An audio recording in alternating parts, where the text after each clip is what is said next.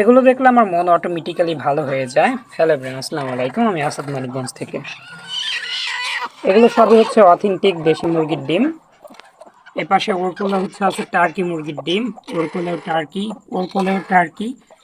ওই পাশে বালতির উপরে যেটা, সেটারও কোলে হচ্ছে আছে তিতির পাখির ডিম। আমি টার্কি মুরগির 8 পিস ডিম হচ্ছে আজকেও বসিয়ে দেব, যেহেতু ডিমের সাইজ ওভারঅল, তো সেজন্য বেশি ডিম দেওয়া যায় না। 8 পিস দেব। 8 পিস থেকে 5-7 পিস বাচ্চা পাওয়া যাবে ইনশাল্লাহ। এগুলো হচ্ছে আপাতত একটা হাঁসের কোলে দেব। পরবর্তীতে ডিমের ব্রণ আসলে আমরা হচ্ছে প্রত্যেকটা মুরগির নিচেও যদি একটা করেও ডিম দেই এনাফ। কেননা অলমোস্ট 5টা দেশি মুরগি হচ্ছে বসে আছে, একটা করে দিলেও 5টা ডিম ধরে যাবে।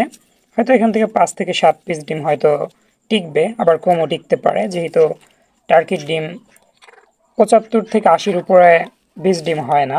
হ্যাচিং হচ্ছে 65 থেকে 70। এই যে এখানে হচ্ছে 2টা চীনা হাঁস একটা ঝুড়িতে বসে আছে। এখান থেকে একটাকে হচ্ছে সরিয়ে দিতে হবে। বসে পড়লো। তাহলে আমাদের টোটাল হচ্ছে চীনা হাঁস বসানো আছে এখানে 3টা, ওই পাশে 2টা, 5টা। মাশাআল্লাহ।